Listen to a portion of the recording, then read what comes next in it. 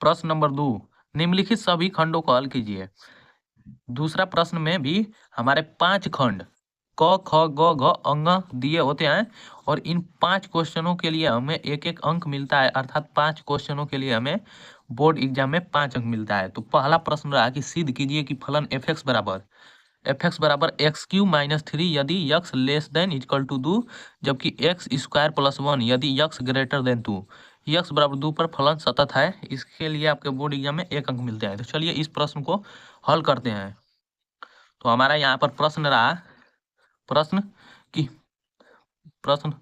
Number क का ख है कि सिद्ध कीजिए कि फलन यक्स क्यू माइनस 3 यदि x less than equal to 2, x plus 1 यदि यक्स ग्रेटर देन 2 पर सतत है।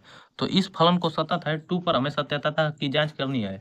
तो लिख लेंगे यक्स बराबर 2 पर सत्यता की जांच, यक्स बराबर 2 पर सातत्य की जांच, सातत्य की जांच। तो यक्स बराबर 2 पर, तो यक्स बराबर 2 पर हमें कौन सा इसमें फलन लेना है। कह रहा है यहाँ पर कि यक्स 2 से छोटा होगा या 2 के बराबर होगा, तो इस फलन को हमें लेना है। तो यक्स बराबर 2 पर अर्थात 2 के बराबर है, तो ये हमें फलन लेना है यक्स क्यू माइनस 3। इसमें हम अब यक्स बराबर 2 रख देंगे। तो यक्स बराबर 2 ये हमारा एफ एक्स बराबर होता है एफ एक्स बराबर एक्स क्यू माइनस 3। तो एफ एक्स का मान यदि यहाँ पर 2 पुट करेंगे तो 2 का क्यूब माइनस 3 बराबर हमारा हो जाएगा 8 माइनस 3 इक्वल टू 5। तो एफ एक्स का हमारा मान आ गया यहाँ पर 5। तो एफ एक्स का मान आ गया। संतत्य होने के लिए हम जानते हैं कि एफ एक्स बराबर हमारा एफ हमारा एल एच एल और आर एच एल हमारा बराबर होना चाहिए संतत्य होने के लिए। यहाँ पर एल एच एल बराबर आर एच एल, यदि संतत्य होगा हमारा तो ये तीनों आपस में बराबर होगा तो हमारा फलन सातत्य हो जाएगा। और यदि इसमें से कोई एक भी बराबर नहीं होगा आपस में तीनों, तो वो हमारा असतत के लिए होता है। तो संतत्य होने के लिए तीनों आपस में बराबर होना चाहिए। तो चलिए अब हम एल एच एल निकालेंगे, राइट हैंड लिमिट। तो यल एच यल एल एच एल के लिए हमारा हो जाता है लिमिट यक्स में से यच घट जाता है, और इस प्रकार आर एच एल के लिए हमारा यक्स प्लस यच हो जाता है। तो एल एच एल निकालेंगे हम, तो हमारा हो जाएगा यहाँ पर limit h tends to 0, f कोष्टक में यक्स माइनस यच होगा, यक्स में से घटेगा एल एच एल में। और इसके लिए हम कौन सा फलन लेंगे, यदि यक्स में से यच घट रहा है तो यक्स का मान कम हो जा रहा है, तो यक्स हमारा छोटा हो जाएगा 2 से, तो 2 से छोटा हो जाएगा तो हम ऊपर वाला ही लेंगे। यक्स 2 से छोटा होगा या 2 के बराबर होगा, तो इस वाले फलन को लेना है। तो यक्स क्यू माइनस 3 को लेंगे। तो यक्स क्यू माइनस 3 में इसका रखेंगे, यक्स क्यू माइनस 3 हो गया। अब हम यक्स माइनस यच यक्स के स्थान पर इसमें पुट करेंगे, जो ही मान पुट करेंगे त्यों ही यहाँ से फलन हमारा हट जाएगा। तो लिमिट यच टेंस टू 0 हो जाएगा, लिमिट यच टेंस टू 0, कोष्टक में हमारा यहाँ पर यक्स माइनस यच बराबर हमारा यहाँ पर अब पुट करेंगे मान, तो ये हमारा यक्स माइनस यच का होल क्यूब माइनस 3 हो जाएगा। अब इसको यक्स माइनस यच के होल क्यूब पर तोड़ेंगे और फिर इसमें यच टेंस टू 0 का मान रखेंगे। तो इसको होल क्यूब पर तोड़ेंगे तो हमारा हो जाएगा यहाँ पर लिमिट हो जाएगा यहाँ पर h tends to 0 x minus h, और इसको ए माइनस बी के होल पर क्यूब पर तोड़ेंगे तो हमारा हो जाएगा x cube minus x cube minus h cube minus 3 x h कोष्ट में यक्स माइनस यच माइनस 3 ज्यों का त्यों, इतना हो गया। अब इसमें यच टेंस टू 0 की ओर अग्रसर है यच, तो अब इसमें लिमिट का मान रख देंगे। तो यच टेंस टू 0, तो यह हमारा एफ एक्स यक्स माइनस यच बराबर हमारा हो जाएगा, यहाँ पर मान धर देंगे लिमिट का। तो यच टेंस कर रहा है 0 की ओर, यक्स का मान रखेंगे पहले, तो हमारा हो जाएगा यहाँ पर लिमिट यच टेंस टू 0, यहाँ पर 2 माइनस यच हो गया। और इस प्रकार यहाँ पर भी 2 का मान रखेंगे तो ट्यूब का क्यूब माइनस यच का क्यूब माइनस 3 गुड़े 2 गुड़े यच कोष्ट में 2 माइनस यच माइनस 3। तो इसको हल करेंगे और अब हम यच टेंस टू 0 हो रहा है तो यच का भी मान रखेंगे। तो यहाँ पर हमारा 2 माइनस यच बराबर हो जाएगा 2 माइनस यच के स्थान पर भी यहाँ पर 0, तो यहाँ पर 2 क्यू का मतलब यहाँ पर 8 हो गया, माइनस यच के स्थान पर 0 का क्यूब, तो 0 का क्यूब हमारा 0 ही होगा, -3 गुणे 2 गुणे 0 और कोष्टक में हमारा 2 - 0 और -3 अर्थात 2 - h बराबर हमारा हो जाएगा यहाँ पर 8 - 0 और -0 -3। तो 8 में से अब हमारा 3 घट जाएगा तो 5 आ जाएगा। 2 - h बराबर हमारा LHL 5 आ गया। तो अब हमारा FX बराबर LHL आ गया, लेकिन हमें अब RHL भी निकाल कर दिखाना होगा। तो चलिए RHL को निकालते हैं। तो अब RHL निकालेंगे यहाँ पर, तो हमारा हो जाएगा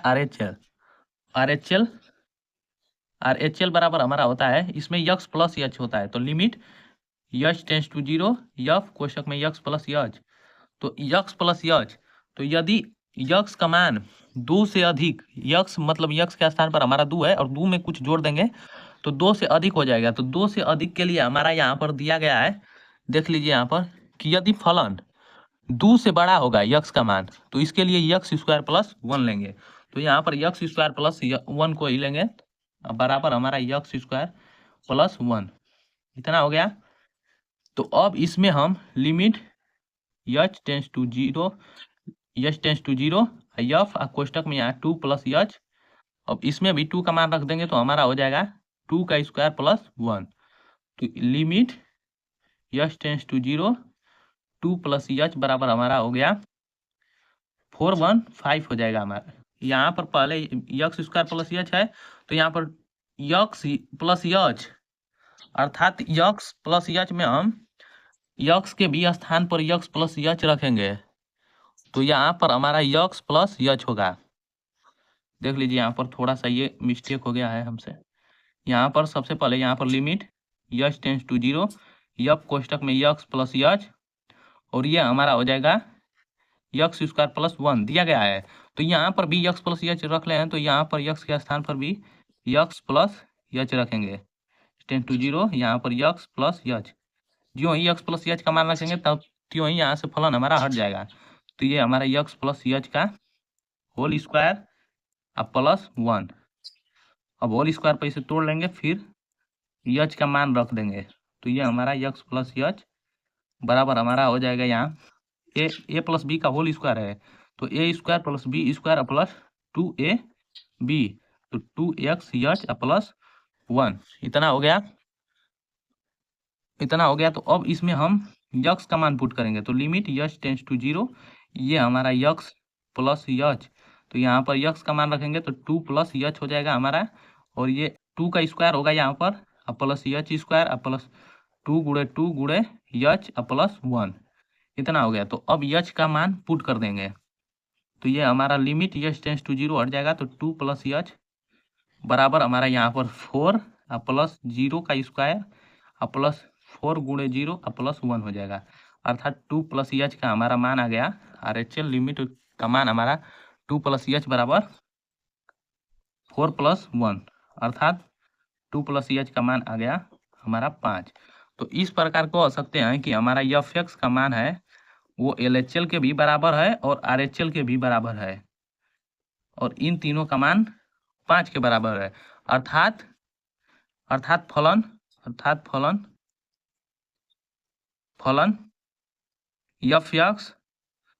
FX हमारा जो है, अर्थात फलन यक्स बराबर 2 पर सतत है। लिख देंगे यक्स बराबर 2 पर सतत है।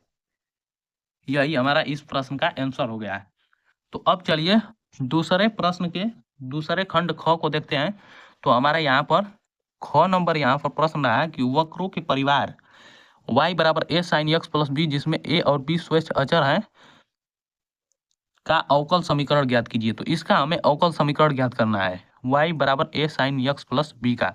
ये भी क्वेश्चन बोर्ड एग्जाम में एक अंक में पूछा गया है, तो चलिए इसे भी देख लेते हैं। तो अब हमारा यहाँ पर ख नंबर प्रश्न नंबर दिया गया है कि वक्रों के परिवार y बराबर a sin x plus b जिनमें a और b स्वच्छ अचर है का अवकल समीकरण ज्ञात कीजिए। तो इतना दिया गया है हमारा समीकरण, इसका हमें अवकल समीकरण ज्ञात करना है।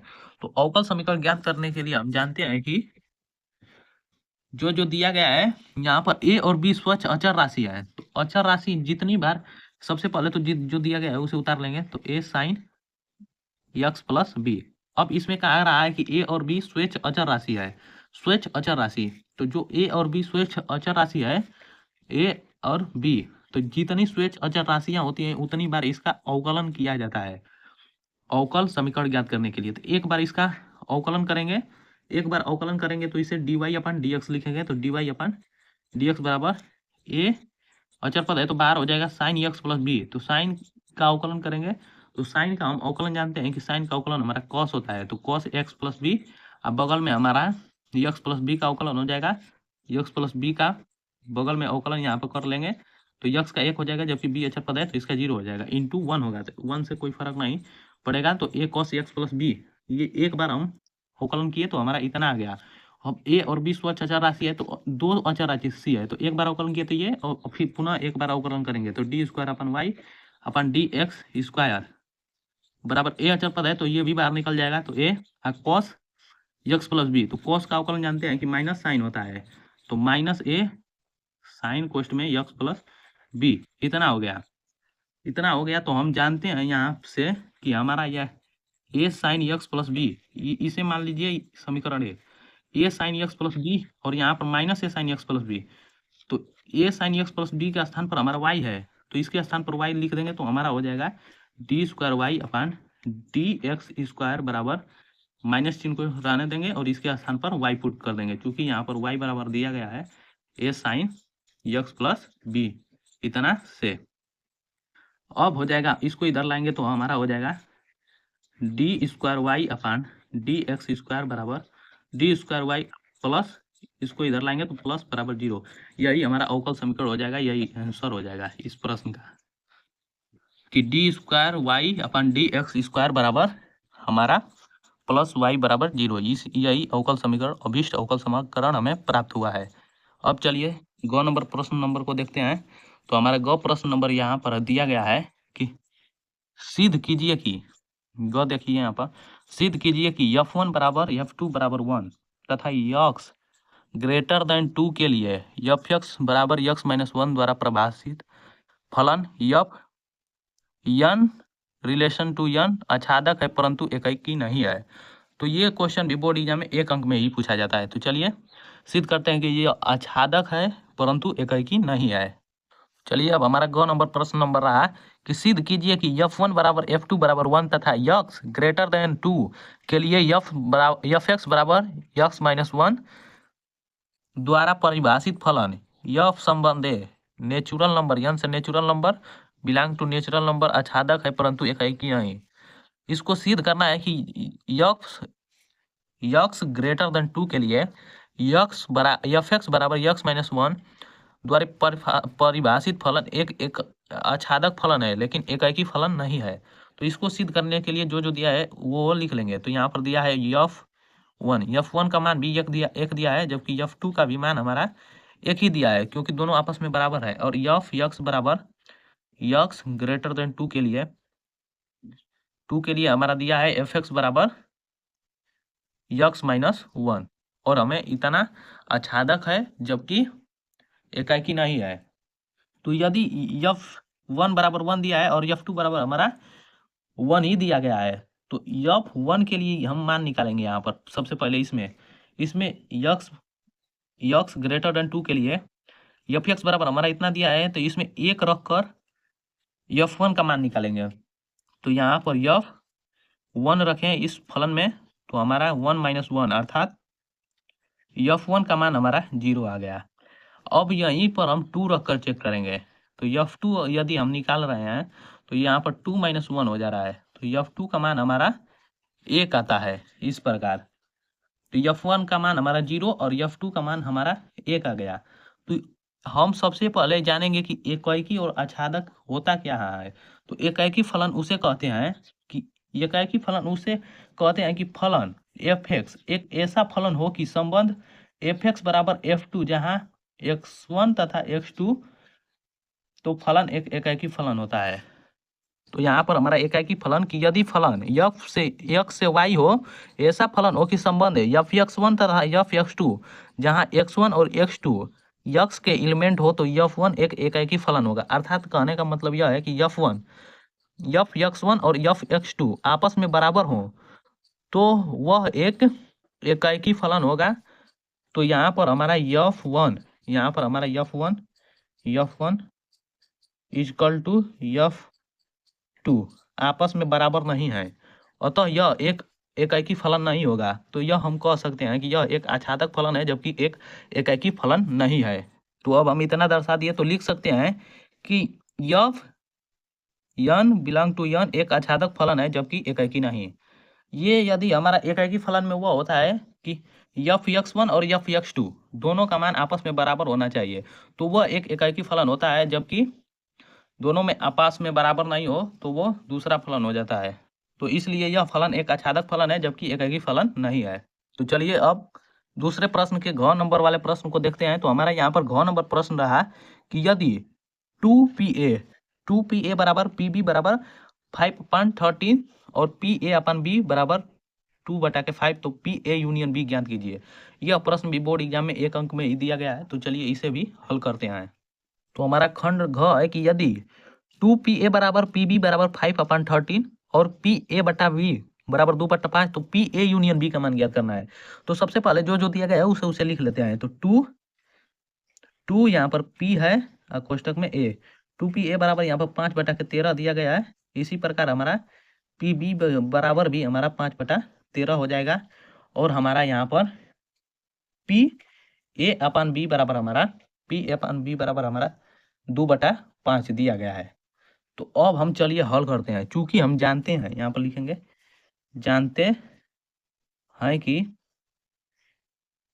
PA/B अनुपात वाला जो प्रायिकता होता है उसमें हमारा होता है इसके बराबर फार्मूला की PA इंटरसेक्शन B बटा के PB, इतना होता है। तो सबसे पहले इस फार्मूला की मदद से हम PA इंटरसेक्शन B का मान निकालेंगे। तो इसका मान रखेंगे तो 2/5 दिया गया है, तो इसका मान 2/5 रखेंगे। जबकि इसका मान हमें ज्ञात करना है PA इंटरसेक्शन B।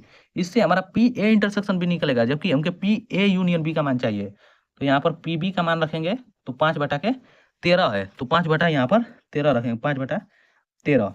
तो हमारा यहाँ पर 5/13 रखे तो ये हमारा इसमें इधर गुणा होगा, इसका ये भागा में है तो इधर जाएगा तो गुणा में हो जाएगा। तो PA इंटरसेक्शन B बराबर हमारा हो जाएगा 2/5 गुणे हमारा 5/13 हो जाएगा। तो इस प्रकार 5 से हमारा 5 कट जाएगा, तो हमारा मिल जाएगा यहाँ पर PA इंटरसेक्शन B का मान हमारा मिल जाएगा 2/13। अब हमें PA यूनियन B का मान चाहिए। तो PA यूनियन B बराबर हम एक फार्मूला जानते हैं, A यूनियन B बराबर PA प्लस PB माइनस हमारा होता है PA इंटरसेक्शन B, इतना हमारा एक फार्मूला होता है। इसी फार्मूला पर रखकर हम PA यूनियन B का मान निकालेंगे। तो ये हमारा PA का मान हमारा यहाँ से निकलेगा। तो ये हमारा 2PA का मान यहाँ पर है, 2PA का मान 5/13। तो यहाँ से हम PA का मान निकालेंगे तो और 5/26 हो जाएगा, 2 का इसमें भागा होगा तो इसमें यहाँ मान रखेंगे। तो यहाँ 5/26 प्लस 5/13, इसका मान दिया गया है 13, और इसका मान PA इंटरसेक्शन B का मान यहाँ पर निकाले हैं तो 2/13। अब इन तीनों का आपस में एलसीएम लेंगे, तो हमारा एलसीएम लेंगे तो इन दोनों का तीनों का एलसीएम 26 ही होगा। तो 26 हो गया। अब ये हमारा 5 प्लस ये हमारा 10 और ये हमारा 4 हो जाएगा। इस प्रकार इन दोनों को आपस में गुणा घटाना करेंगे तो हमारा हो जाएगा यहाँ पर ये हमारा 15 में से 4 घटा तो हमारा 11/26 हो जाएगा। यही हमारा 11/26 आंसर होगा PA यूनियन B का, 11/26। अब चलिए अब लास्ट वाला है दूसरा प्रश्न का लास्ट खंड, अंगों की असमीका इतना को हल कीजिए। तो चलिए इसे भी हल करते हैं, 1 अंक में ऐसे प्रश्न आते हैं। तो हमारा यहाँ पर प्रश्न नंबर दूसरा का अंग रहा कि असमीका इतना को हल कीजिए। तो इसको भी हल करने से पहले इसे समीकरण की तरह ही हल करेंगे। तो इससे 7x को इधर है तो इसको इधर लाएंगे तो हमारा 8x माइनस 7x हो जाएगा। ये हमारा ग्रेटर देन 8 और 4 को उधर ले जाएंगे तो -4 हो जाएगा, अर्थात x less than equal to हमारा यहाँ पर 4 आ जाएगा। यही हो जाएगा आंसर। तो चलिए ये हमारे दूसरे खंड के 5 प्रश्नों को हम हल कर लिए। दूसरा खंड के ये 5 प्रश्न 1-1 अंक में थे जिसको हम हल कर लिए।